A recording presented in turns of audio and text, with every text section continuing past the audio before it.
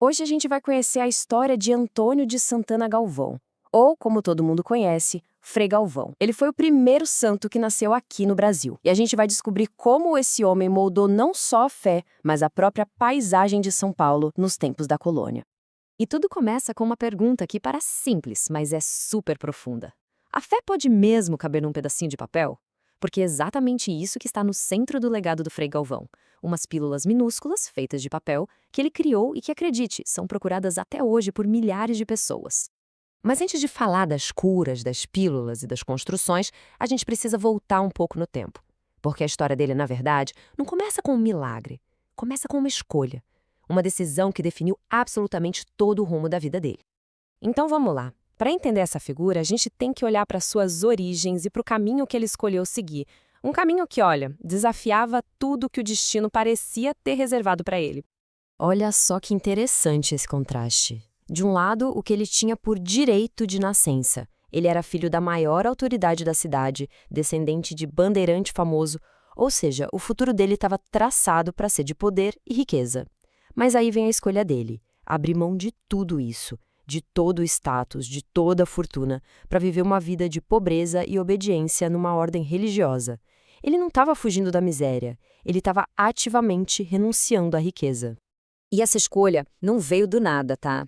Ela foi, na verdade, uma consequência direta de uma grande crise política que estava rolando na época. A coroa portuguesa começou a perseguir a ordem dos jesuítas. Isso forçou o jovem Antônio a mudar completamente os planos dele.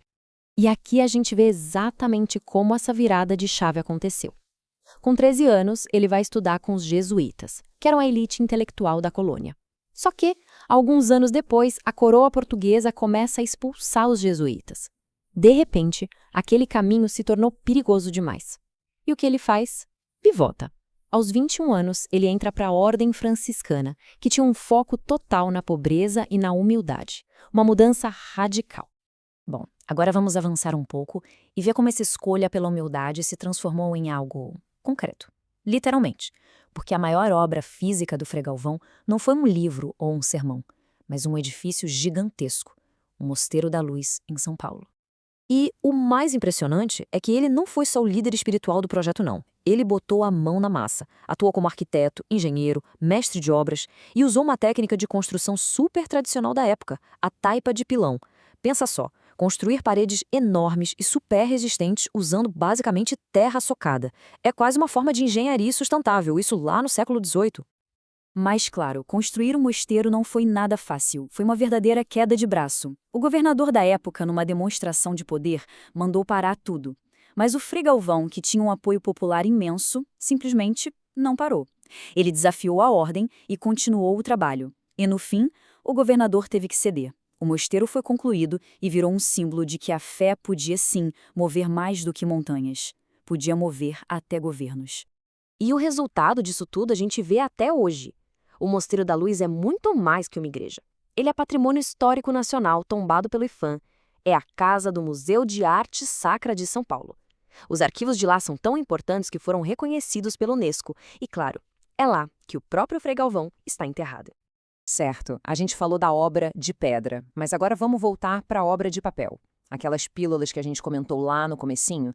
Como é que um simples pedaço de papel se tornou um dos maiores fenômenos de fé do Brasil?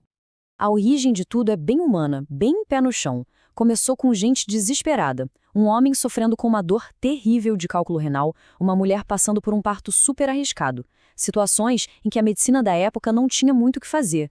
E aí, Frei Galvão usou o que ele tinha: papel, caneta e fé.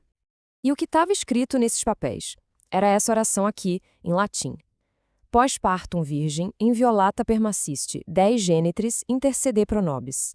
Que traduzindo significa: depois do parto, ó Virgem, permanecestes intacta, Mãe de Deus, intercedei por nós.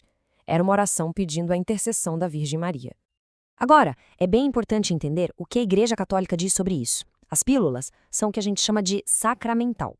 O que isso quer dizer? Que o papel em si não é um remédio, não tem nenhum poder mágico. Ele funciona como um objeto que ajuda a pessoa a concentrar sua fé. A cura, segundo a doutrina, vem da fé em Deus e não de alguma propriedade do papel. E a dimensão que essa devoção tomou hoje em dia é surreal. Olha só esse número, 1.200.000 pessoas. É a quantidade de gente que peregrina até a cidade natal de Frei Galvão todo ano, a maioria em busca das pílulas. É impressionante pensar que um gesto simples, feito lá no século XVIII, deu origem a um dos maiores fenômenos de turismo religioso do país. Só que, para a Igreja Católica declarar alguém como santo, a fé e a devoção popular não bastam. É preciso que os milagres atribuídos a essa pessoa passem por uma investigação científica e médica super rigorosa.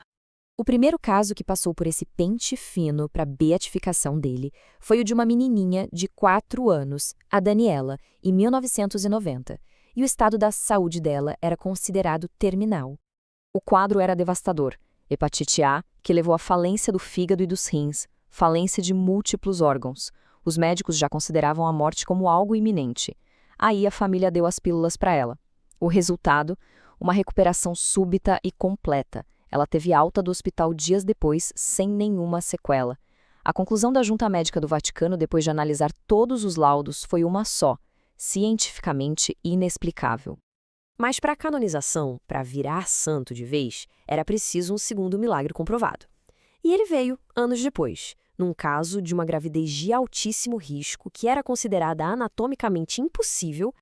A Sandra Grossi tinha uma malformação no útero que, segundo a medicina, a impedia de levar uma gestação até o fim. Ela já tinha tido 3 abortos espontâneos. Mas ela engravidou de novo, tomou as pílulas e, contra todas as probabilidades, a gravidez foi até 32 semanas e o filho dela, Enzo, nasceu super saudável. E mais uma vez, os médicos do Vaticano analisaram tudo e chegaram à mesma conclusão: inexplicável do ponto de vista da ciência. E assim se completou essa longa jornada.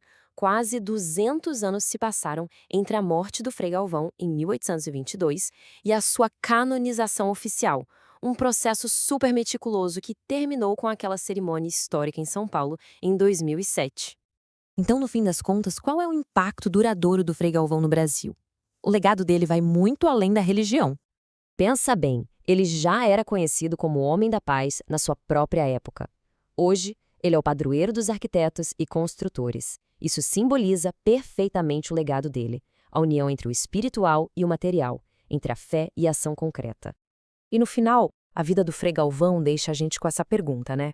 A herança dele está tanto na grandiosidade do Mosteiro da Luz, quanto na simplicidade de uma pílula de papel. O que, afinal de contas, constrói um legado mais resistente ao tempo? Uma obra monumental de pedra e terra ou um pequeno e simples ato de fé? Fica aí a reflexão.